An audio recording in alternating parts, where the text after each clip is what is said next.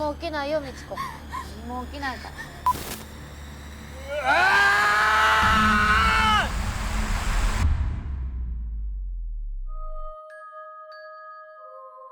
24 disturbing Japanese movies, 7 levels. I've put together an iceberg of the most disturbing Japanese horror movies ever made. We'll start with some of the more famous horrors, and then we'll get to some truly disturbing films you've never even heard of. Let's start at the tip of the iceberg. Level 1. Audition. Takashi Miike's 1999 film Audition begins innocently enough.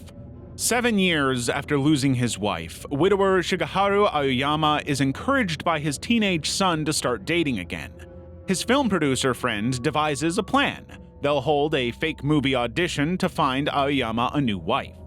During these auditions, Aoyama becomes instantly enchanted by Asami Yamazaki, a soft-spoken former ballet dancer with a mysterious background. もう少しあなたのお話を伺いたくて時間を作ってもらえたらと思いまして。 For the first hour, this is exactly what the story is. It's a gentle romantic drama with domestic scenes that could belong in some film from a masterful Japanese director. But all of it is a very manipulative lie, a calculated misdirection that acts as a trap for the audience.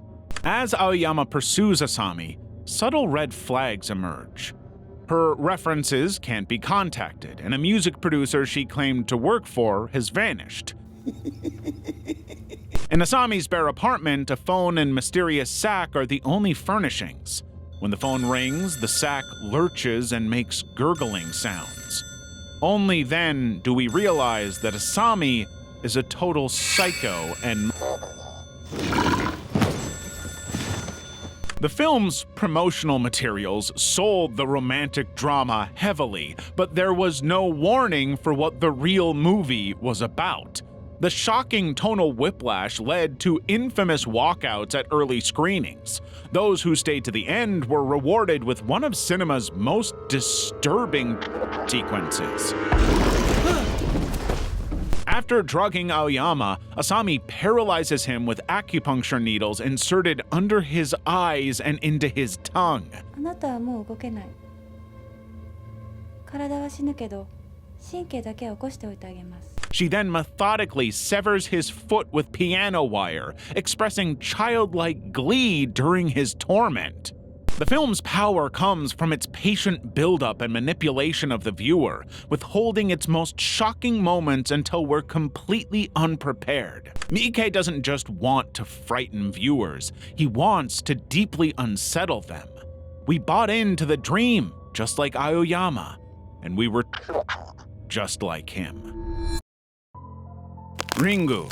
Hideo Nakata's Ringu revolves around a simple but terrifying premise. A cursed videotape that kills viewers exactly 7 days after watching it. The story focuses on reporter Reiko Asakawa, who starts investigating the mysterious death of her niece, who died with a horrifically contorted face after viewing this tape with friends. From there, the movie's extremely slow and cautious pace creates this constantly unsettling air of unease. Reiko finds and watches the unmarked tape, which contains a series of disconnected, disturbing images accompanied by screeching sounds.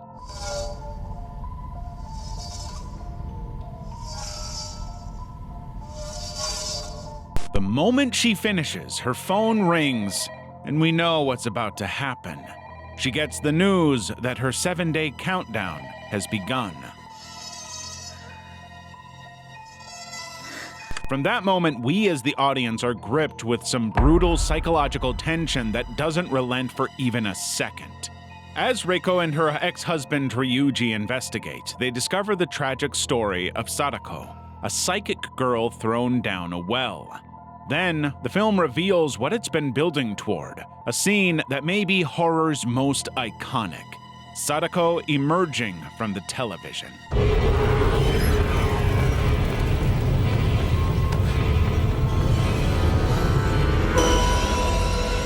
Her jerky, unnatural movements as she staggers from the well and through the screen is undeniably one of the most terrifying scenes in the entire movie, to the point that many Japanese audiences reported being unable to sleep near televisions after viewing. Obviously, the movie's impact stems from its exploitation of everyday technology as a tool to awaken ancient evil. Nakata describes the television as a passage to hell, and he makes total use of that. Ringu doesn't rely on jump scares or graphic violence. It gets its scares through the implication of it all. Ultimately, the movie is so scary because it's viral. You must copy and share the tape to survive. In the early days of the internet, that really tapped into some very prescient anxieties. But today, it's more relevant than ever. Level 2. Pulse. Kiyoshi Kurosawa's Pulse was one of the most prescient horror movies of its time, an internet-based horror movie in the earliest days of the net. The film follows two parallel storylines in Tokyo, one about plant shop workers investigating their colleague, the other following a college student who discovers a strange website showing isolated people in dark rooms. The horror begins with Taguchi hanging himself shortly after his coworker Michi visits his apartment. A mysterious computer disk left behind shows endless images of Taguchi staring at his own monitor. When other characters enter forbidden rooms sealed with red tape, they encounter ghosts that drain their will to live.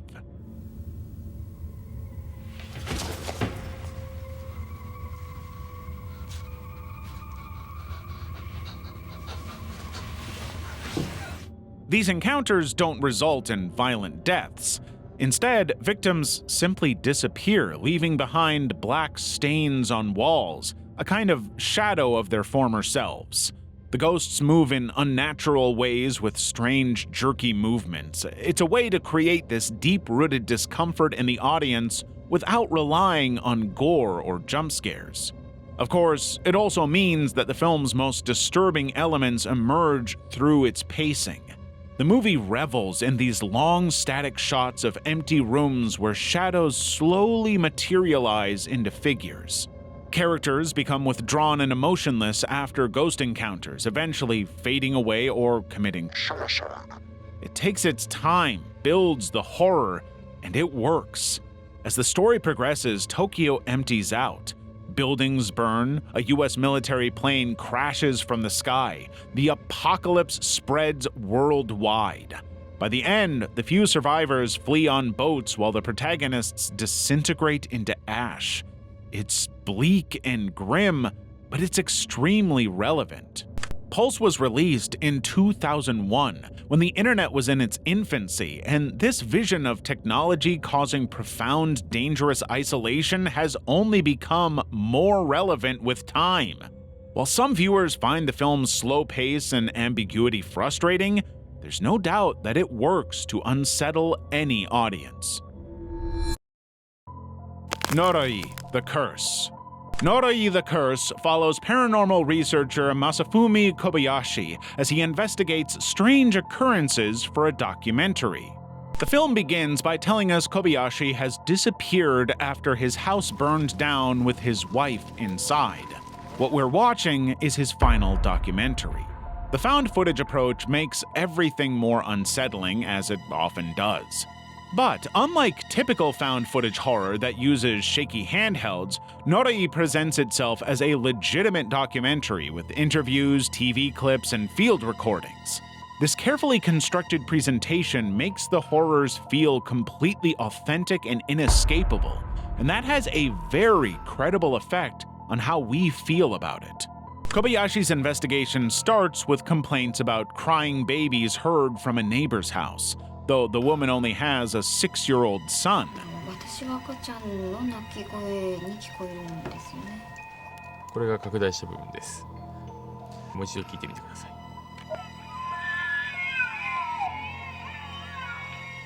This leads him to encounter Kanayano, a young psychic girl whose abilities become increasingly disturbing. During a televised demonstration, Kana correctly draws sealed images with uncomfortable accuracy. When she's asked to materialize water in a bottle, she succeeds. But the water contains thin hairs, possibly from a newborn baby. ただ脳髄質が見られませんでしたので、新生児の毛髪の可能性が高いと言えます。 At first, it doesn't seem like there's any real connection between any of the things that we've just mentioned, but there is. A demon called Kagutaba, once sealed underground but possibly released by dam construction. Kana's drawings reveal a twisted face that later appears during the film's most terrifying moments. We learn the demon requires a ritual involving baby monkeys fed to a medium. Junko Ishii, possessed during an earlier ritual, attempted to recreate this using fetuses fed to Kana.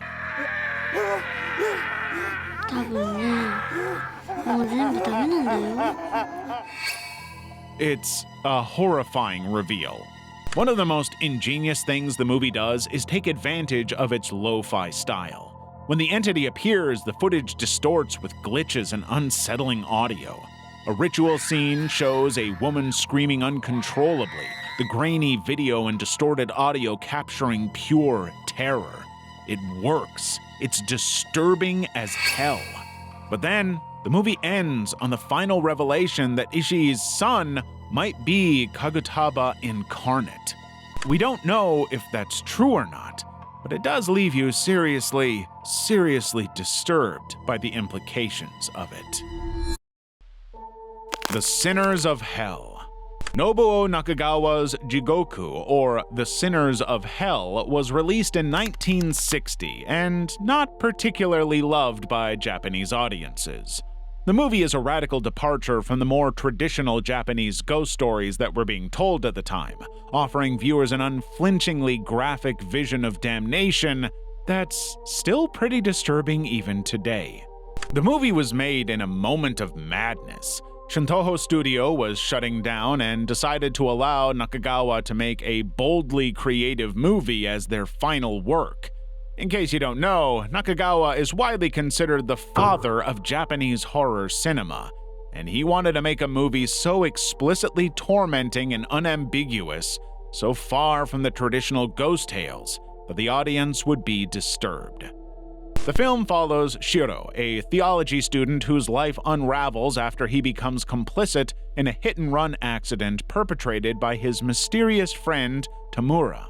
This initial moral transgression incites a sequence of tragedies, including the death of Shiro's fiancée, Yukiko. He's being punished karmically. Jingoku does what J-horror does so well, dedicating its first two-thirds to dramatic build-up before plunging into outright horror for its final act. That misleading structure creates a jarring tonal shift that feels like an extremely unpredictable and terrifying twist, even when the audience knows about the earthly sins that are leading us to this inevitable eternal punishment. Nearly everyone in Shiro's world has dark secrets and a lot of sins. Some have only committed 2, some have committed them all, but it feels like it's all leading to inevitable doom. Karma is coming. That's when the film's final third delivers its most disturbing imagery yet: hell. Nakagawa's vision of the underworld was described by critics as a tour de force of degradation, with truly eye-popping and gouging imagery. While most Western depictions of hell often rely on fire and brimstone, Jingoku creates a surrealistic nightmare landscape where punishments are specifically designed to mirror their earthly sins. Because the studio was shutting down, Nakagawa went wild. Vibrant colors, expressionistic lighting, experimental camera techniques, anything he could to create this glorious, gory hallucination fever dream. He was happy to plunge viewers into the abyss, just to see if they'd make it out. Level 3. Horrors of Malformed Men. Teruo Ishii's Horror of Malformed Men is one of Japan's most notorious cult classics, a disorienting mess of body horror, nudity, and some extremely disturbing visuals. The film follows Hirosuke, a medical student who escapes from an asylum with no memory of how he got there. After being framed for he discovers a recently deceased man named Genzaburo, who looks exactly like him.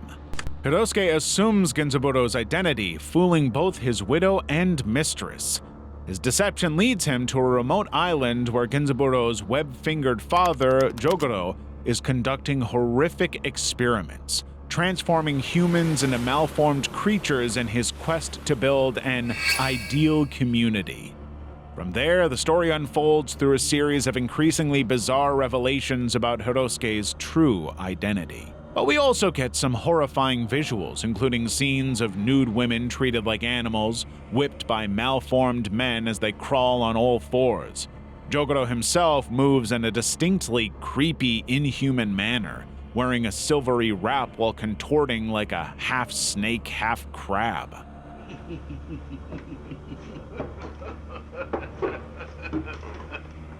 Siamese twins are surgically separated by Hirosuke. A woman survives in a cave by eating crabs and spiders that had previously consumed her dead lover's corpse. There's a lot of very disturbing stuff going on. But beyond all of the body horror, the film contains scenes of stabbings, strangulation, implications of and incestuous relationships. This is a movie made to shock, disorient, and horrify. So, upon release, Horrors of Malformed Men naturally provoked such intense controversy that it was banned in Japan for nearly 3 decades. The film's title alone became taboo to even utter in Japanese society. And not because it was disturbing or troubling, but because the malformed humans evoked memories of atomic bomb survivors. In the 1960s, Japan just wanted to forget, and movies like this refused. Lesson of the Evil. Takashi Miike's Lesson of the Evil follows Seiji Hasumi, a charismatic English teacher at an elite high school. Hasumi is a Harvard graduate who charms students and staff alike with his good looks and seemingly progressive approaches to school problems. 先生よくグッドとかグレートとか言うじゃないですか。その違いって何ですか？ Good question. いい機会だから説明しましょう。まず正解なら good、さらに良ければ great。秀逸な答えなら excellent。 And like Miike's most famous film, Audition, Lessons of the Evil begins as a slow-burning psychological drama before revealing its true horrific nature. Because beneath Hasumi's perfect smile lies a sociopath with severe antisocial personality disorder. He murdered his parents at age 14, and his bloodlust never ceased.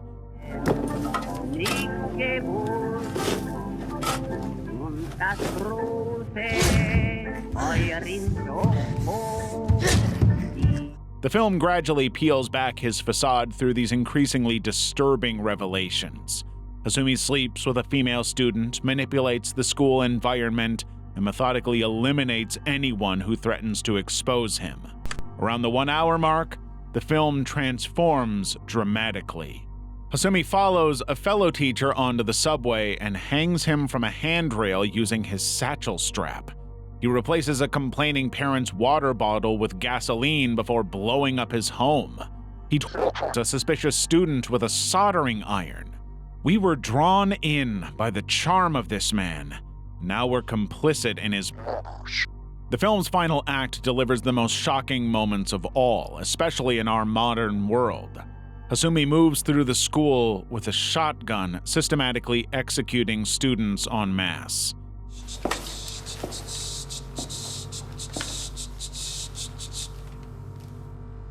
Unlike films of the time that examine school shootings with neutrality or high levels of sensitivity, Miike revels in the carnage. Blood splashes across classroom walls while Mac the Knife plays in the background. He loves the chaos. By making the teacher and not the troubled students the killer, Miike subverts expectations in the most disturbing way possible.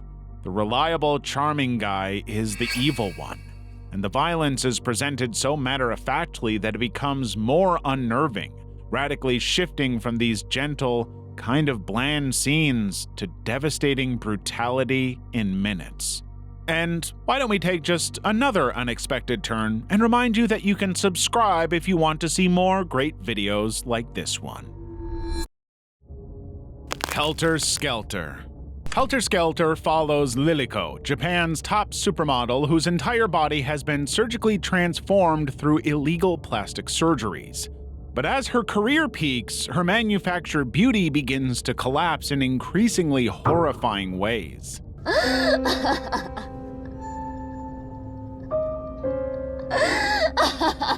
From the very opening, we're thrust into Lidiko's world of glittering fame, all built on this foundation of artificial perfection. We see this universe through a unique, almost hypnotic visual style, which just makes the horrific elements that follow even more jarring. The fashion industry appears dreamlike, but underneath lurks a nightmare, just like reality. Lidiko's body starts rejecting the surgeries in very, very concerning ways. Her skin develops patches of discoloration, bruising appears without injury, blood seeps from unexpected places. Her perfect face literally rots while she desperately tries to maintain her position at the top. As her physical deterioration accelerates, Lidiko's psychological state unravels. She verbally abuses her assistant Michiko, forcing her into increasingly degrading situations. 一回マンコ舐めたぐらいで調子に乗ってんじゃねえよ。この変態女。 When a naturally beautiful rival named Kozue emerges, Lidiko's paranoia intensifies, convinced that her time is almost up. She manipulates her boyfriend into sabotaging Kozue, an act that inevitably spirals into further violence. The film doesn't flinch from showing Lidiko's body breaking down in graphic detail. Shots of her examining her decaying flesh create visceral discomfort in the viewer. During one particularly disturbing sequence, she injects herself with illegal substances to temporarily restore her beauty, her desperation palpable as she watches her career and entire identity dissolve. The whole time this is going on, a detective is investigating the underground cosmetic surgery network, uncovering organ theft and mysterious connected to the clinic that created Liliko. ヘルタースケルターつまり This is where the movie reveals the beauty industry's dark underbelly, where people are harvested for parts to construct the perfect woman. Lidiko's beautiful exterior continues crumbling, revealing the monstrous emptiness beneath that she can no longer conceal. Exte, hair extensions. Shion Sono's Exte hair extensions opens with customs agents discovering a shipping container full of human hair, containing the corpse of a young woman whose organs have been harvested. This discovery sets off our story, and man, is it gross. The corpse is transported to a morgue where night watchman Yamazaki, a hair fetishist, steals the body after noticing it mysteriously continues to grow hair. What follows defies all of our natural biology. Hair erupts not just from the scalp, but from eye sockets, wounds, the tongue, and every pore of the dead body. Yamazaki harvests this endlessly growing hair to create extensions he sells to local salons. And of course, just watching the hair poking out of eyeballs leaves us all feeling very itchy and uncomfortable. Yamazaki's character descends into obsession. He wears wigs of long flowing hair, rides around on a tricycle, and even performs a song about hair. His ecstasy around the hair-producing corpse creates some of the film's most uncomfortable moments. It all feels very, very wrong. But the extensions actually carry the dead girl's vengeance, attacking and killing those who wear them. Hair emerges from victims' eyeballs and fingertips, yanks on people's real hair, grows and inserts itself into impossible body parts, and even dismembers these innocent victims. At one point, someone starts vomiting hair, creating this instinctively nauseous feeling for the viewer. The movie does what every great horror does: take something we're familiar with and absolutely destroys it. Seance. Kiyoshi Kurosawa's Seance is a TV movie, but it has much, much bigger ambitions. Kurosawa was given around $200,000 to tell the story he wanted to tell. The only caveat was that he wouldn't be able to show explicit gore. So he got creative. シンジごめんまだ The movie tells the story of Junko, a psychic struggling to be recognized for her abilities, and her husband Koji, a sound technician. Their lives change dramatically when a kidnapped girl escapes her captor and hides in Koji's equipment case.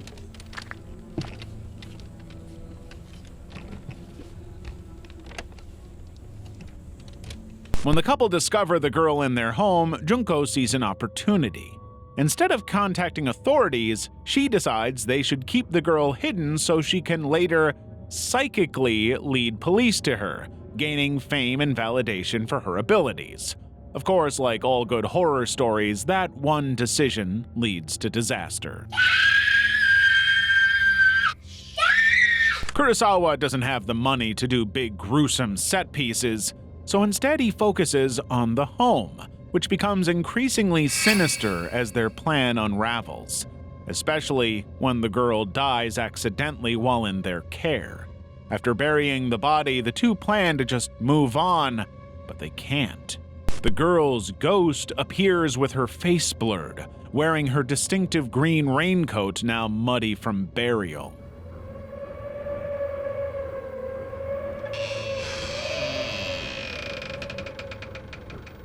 When Koji attacks the ghost with a pipe, she returns, now bloodied. It's all subtle, but it's strong enough to leave an impact. As investigators close in, Junko performs a seance to contact the dead girl, desperately clinging to her original plan to achieve her fame. But the supernatural elements intensify, with Koji seeing his own doppelganger, an image that's traditionally considered a death omen in Japanese folklore.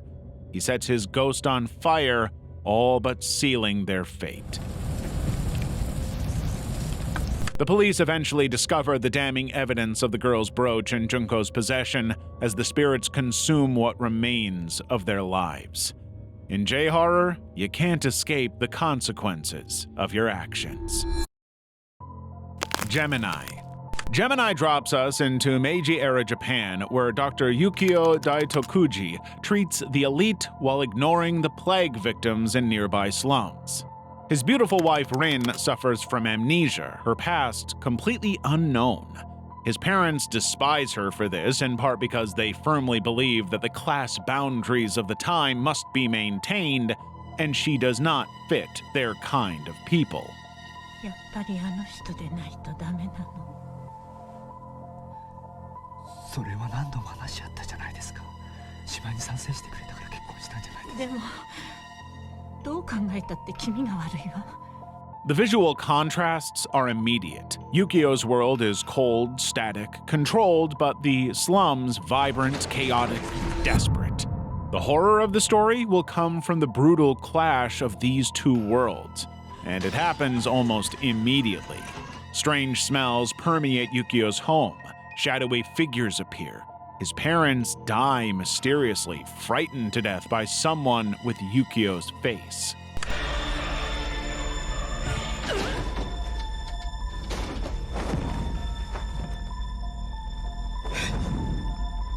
Rin grows distant after watching Yukio turn away poor patients to treat the wealthy mayor. His perfect life is falling apart and he has no idea what the heck is going on. But the attacker finally reveals himself. It's Takechi, Yukio's identical twin. He suddenly, inexplicably throws Yukio down a well on his own property and simply takes over his life. そんなことしてみろ殺すからいいよしかしそこからどうやって俺を殺すんだ He wears Yukio's clothes, sleeps with his wife, the ultimate identity theft, leaving Yukio trapped in darkness, reduced to an animal-like existence below the world above. That's when a series of nightmarish flashbacks expose the truth. Tsudakichi and Yukio were born to different mothers, one wealthy, one from the slums.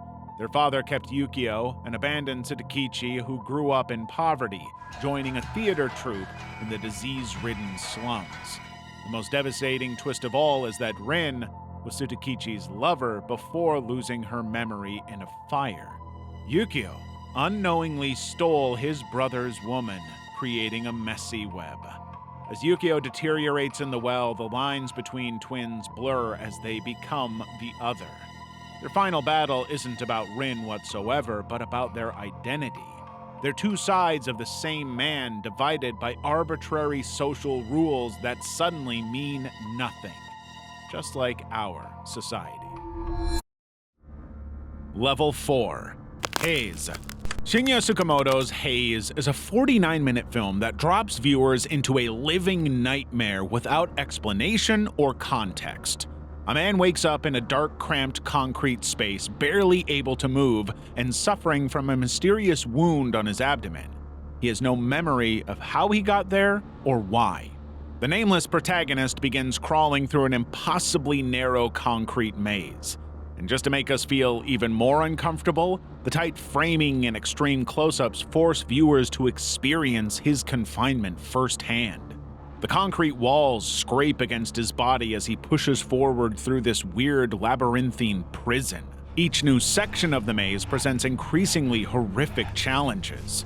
In one particularly notorious sequence, the man must navigate a corridor so narrow that a metal pipe runs directly through his mouth.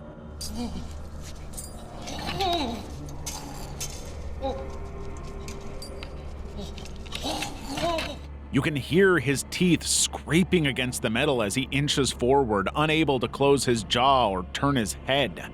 The sound design makes it impossible to ignore every scrape, breath, and moan.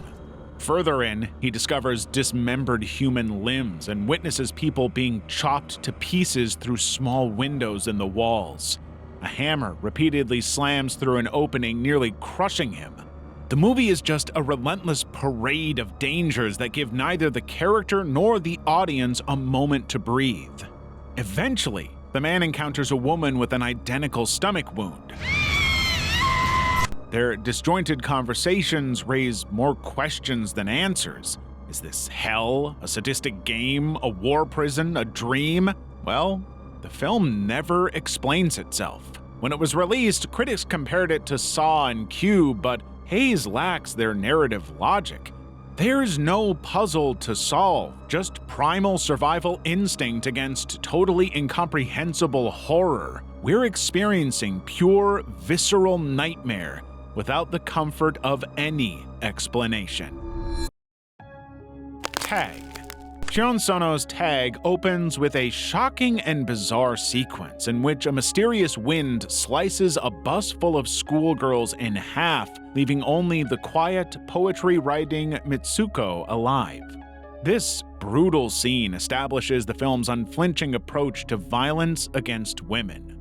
The film has something important to say, and it wants everyone to listen. Mitsuko flees the invisible force, eventually stumbling onto a school campus where she meets girls who recognize her, though she doesn't know them.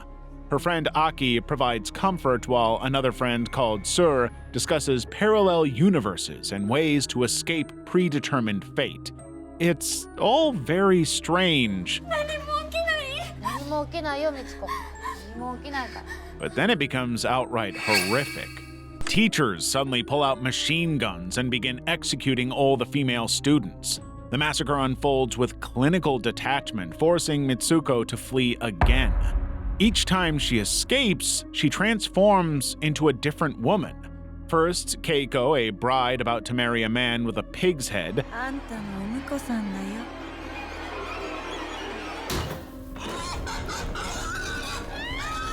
Then Izumi, a track star. No men appear in the movie at all until halfway through, with each reality populated exclusively by women who meet violent ends. The excessive gore and of schoolgirls initially seems like your typical exploitative male perspective, but they gradually reveal themselves to be very deliberate commentary. The film's feminist critique becomes crystal clear when Mitsuko discovers she exists in a game world created for male entertainment. Men are literally watching and enjoying the violence and fan service from outside her reality. She's been conditioned to be for their enjoyment. Fortunately, her friend Aki guides her toward rebellion against this system. 声を出さないで。奴らが見てる。気をつけるのよ。私の言う通りに動いて。 That's basically what the movie is doing, using its surreal structure and excessive violence to illustrate how women are exploited in media. The women's bodies are commodified, violated, and destroyed for male pleasure, with each horrific scenario forcing Mitsuko to either conform or rebel. お前の知らない未来世界でお前の DNA は面白おかしく使われている。 The film weaponizes its own disturbing imagery to confront the audience with uncomfortable truths about gender exploitation, and, most horribly, our complicity in it. Evil Dead Trap. Evil Dead Trap follows Nami, a late-night TV host who receives a videotape containing what appears to be authentic footage of a woman being and rather than contacting authorities, Nami and her production crew decide to investigate the abandoned military base where the tape was filmed, hoping for something shocking to boost their ratings. But from the opening scene, the movie doesn't hide what we're in for. We witness grainy footage of a woman bound and gagged, then subjected to horrific violence, including an eye-gouging scene that remains nightmarish even by today's standards. The whole found footage, snuff, documentary-like aesthetic is really a bold, genius move for a movie like this. There's absolutely no way that you can watch it and not be extremely nauseated by just how realistic everything feels.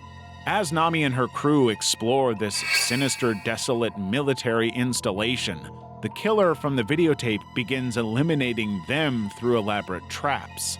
The deaths are shown in unflinching detail with highly realistic special effects which, coupled with the lo-fi aesthetic, make the whole thing feel uncomfortably real. Of all the governments in the world, the BBFC reacted strongly when reviewing the film. While allowing the infamous eye-gouging scene to remain intact, they demanded cuts to other sequences deemed too extreme. Specifically, they required the removal of close-up shots of a crucified woman's breasts being cut with a knife, citing their policy against violence. Despite these cuts, the film still received a strong warning for violence and violence when released in the UK. It was one of the few highly violent movies to somehow avoid the video nasty controversy. 964 Pinocchio. 964 Pinocchio follows a lobotomized cyborg sex slave who is discarded by his owners for failing to maintain an erection. This malfunctioning android wanders the streets of Tokyo until a homeless girl named Himiko, who has also had her memories wiped, takes him in and teaches him to speak.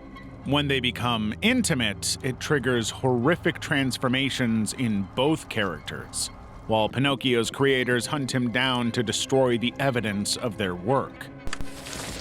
子様、あなたは大変なことをなさいましたね。964が世間にさらされたらどういうことになるか分かってらっしゃるはずでしょう。 So really, it's your typical cyborg boy meets girl love story. But the whole movie was filmed without the backing of a major studio. The director, Shozin Fukui, shot the whole thing using guerrilla techniques on the actual streets of Tokyo. which means that many scenes feature real crowds of unsuspecting bystanders reacting to the bizarre spectacles unfolding before them. And you can imagine how terrifying that must have been for the locals. One of the most memorable scenes like this shows Pinocchio running through crowded streets screaming maniacally, his face covered in blood, while actual pedestrians look on in shock and confusion, wondering what they should do, which is also how it affects the viewers.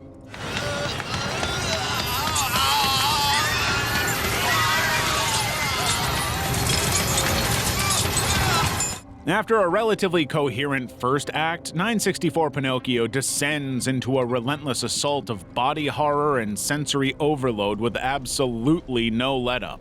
One sequence features Himiko vomiting for almost 15 straight minutes, then rolling in and re-ingesting her own bile, and the movie revels in its own disgusting filth.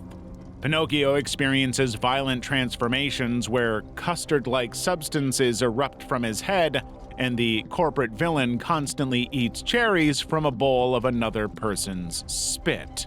The director just wants to disturb and overwhelm the viewer with as much disgust as physically possible, and the best way to do that is to go wild.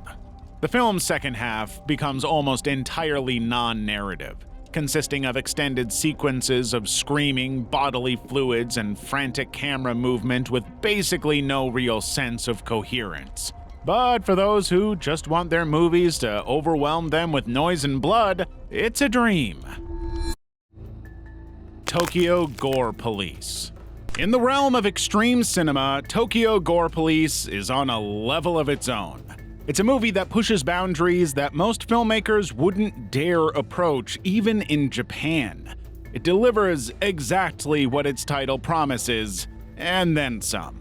Set in a futuristic Tokyo where the police have been privatized, the film follows Ruka, a samurai sword-wielding officer.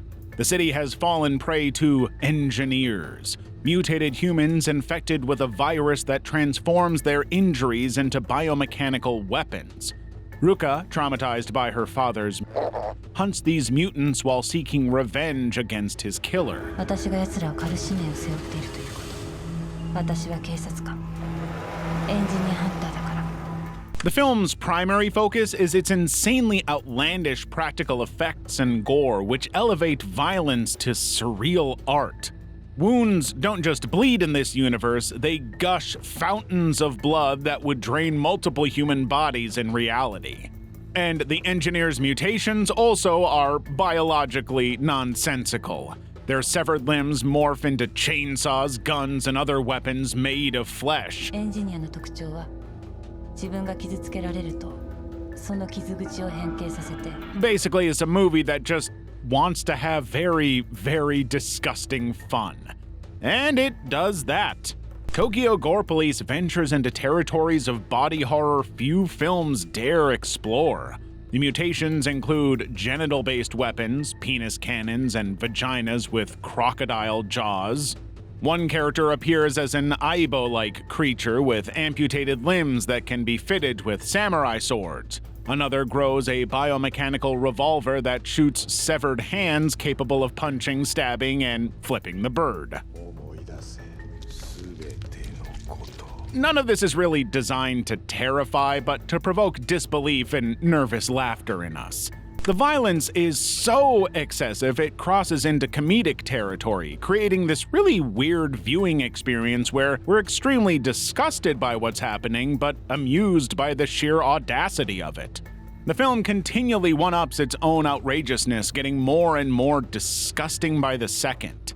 Every scene introduces new atrocities that push the envelope further, ensuring that the audience stays engaged through sheer spectacle rather than any kind of storytelling. Critics have described it as a f***off movie, an experience where the filmmaker clearly does not care how the audience feels. They just want to have fun and cause some chaos. Cold Fish.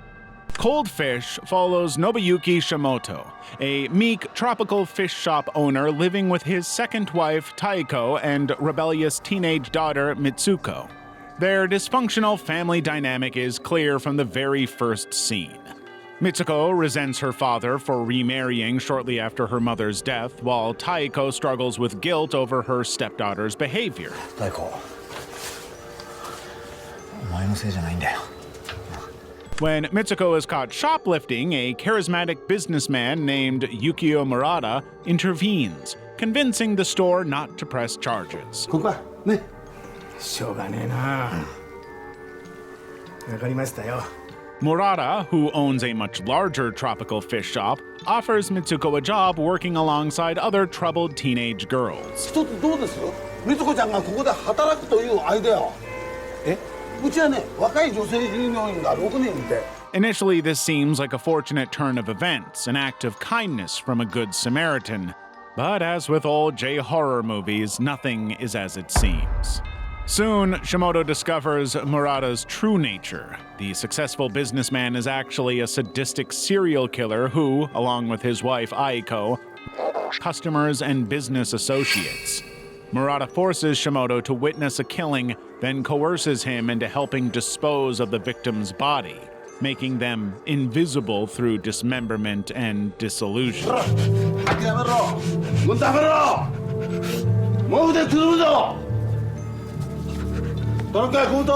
The violence only escalates as Murata starts taking advantage of his increasing control over Shimoto's life. We start to see just how sadistic he really is, with scenes showing victims being while still alive. Violence is basically in every key sequence of the film, with both Taiko and Aiko subjected to brutal assaults at the hands of Murata. But of course, violence has an effect. Murata's psychological manipulation eventually triggers a transformation in Shimoto, who begins to mirror the very violence he initially feared. All of that is disturbing in itself, but there's something much darker beneath the surface. Cold Fish is based on real events.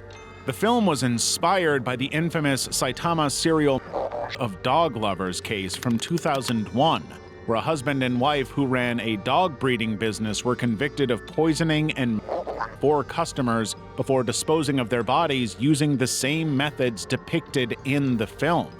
Sono merely changed the business from dog breeding to tropical fish shops. But it doesn't matter because the fact that all of this is disturbingly realistic is exactly what leaves the viewer feeling deeply, deeply uneasy. Level 5. The Boy from Hell. The Boy from Hell tells the story of Setsu, a mother who loses her son Daio in a tragic, if goofy-looking car accident. When a mysterious old woman appears with an offer to resurrect her child, Setsu doesn't hesitate, but it comes at a horrible cost.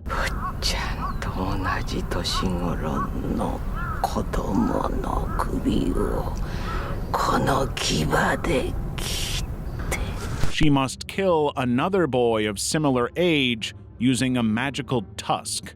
Of course, to bring back her own child, she commits this horrific act without hesitation. The resurrected Daio returns, but he is decomposing, monstrous, hungry for human flesh.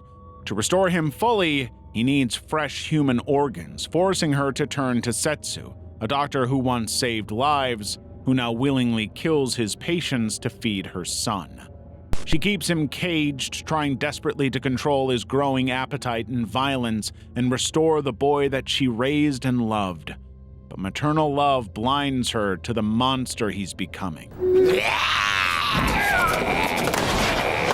What's truly disturbing about The Boy from Hell isn't the gore or the grotesque makeup effects. It's the recognition that Setsu's choice, while extreme, stems from an impulse many parents understand. How far would you go to save your child?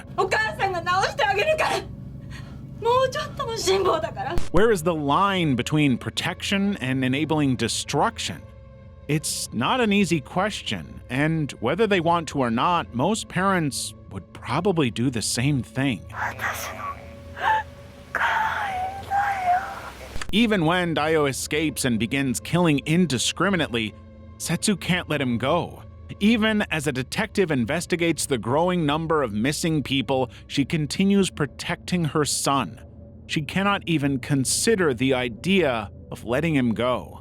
During a birthday party intended to give him some semblance of normality, she places a Hannibal Lecter-style mask on him to prevent him from eating the other children. Happy birthday, dear Dio. Predictably, it fails spectacularly. The children simply have to die. For a moment, viewers feel sympathy for this monster, just as Setsu does. That's the trap.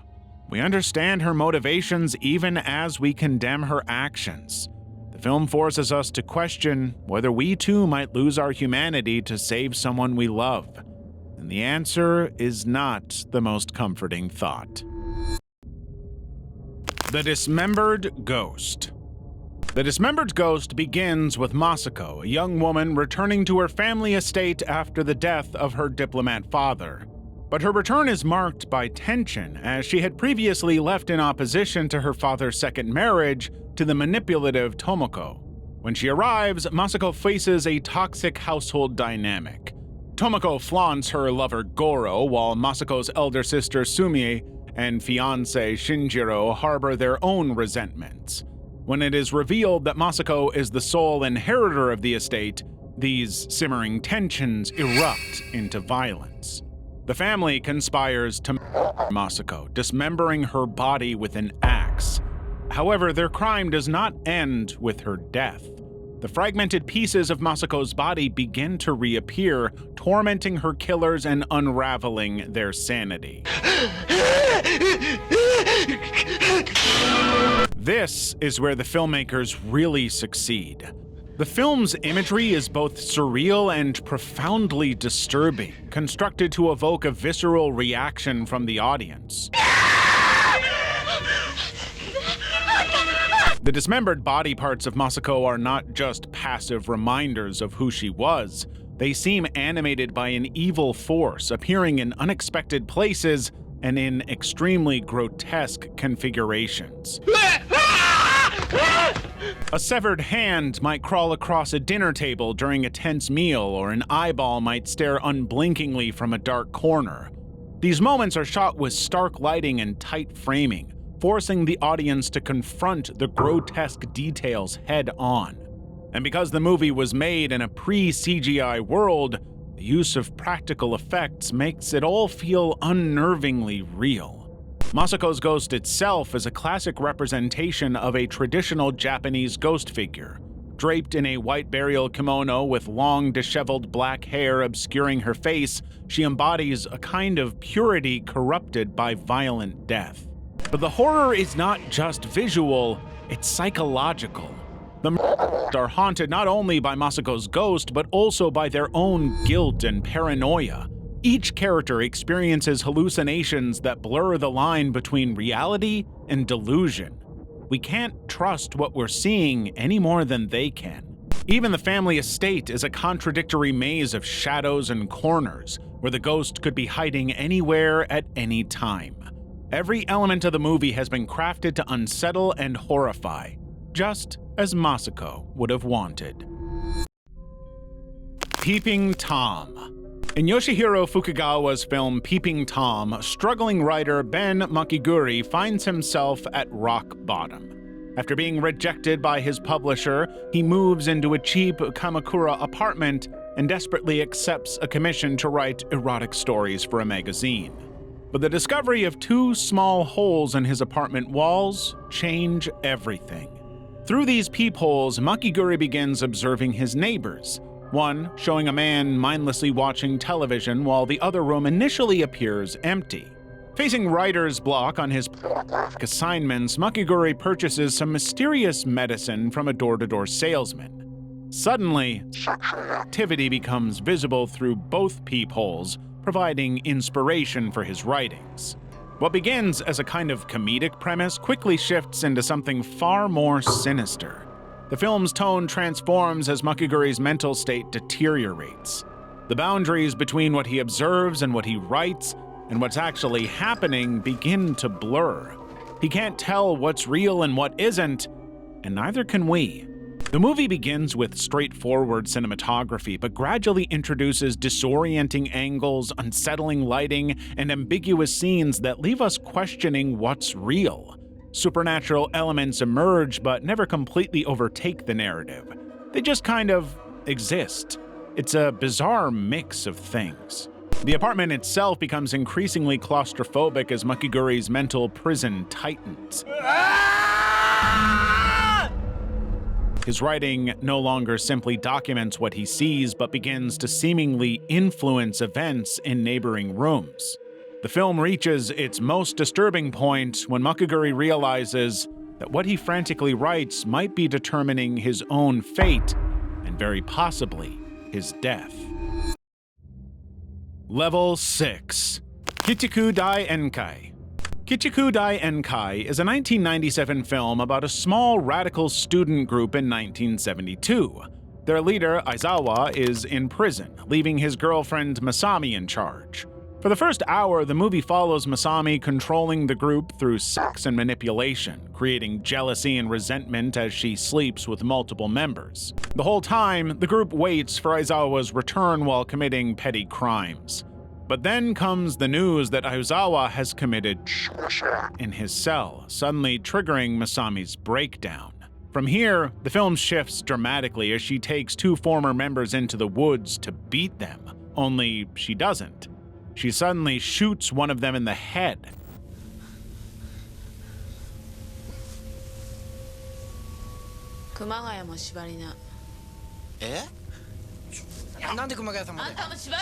His skull explodes, leaving only his lower jaw as she fondles his exposed brain in a frankly disgusting moment. The violence accelerates rapidly as the students suddenly turn on one another in increasingly sadistic ways.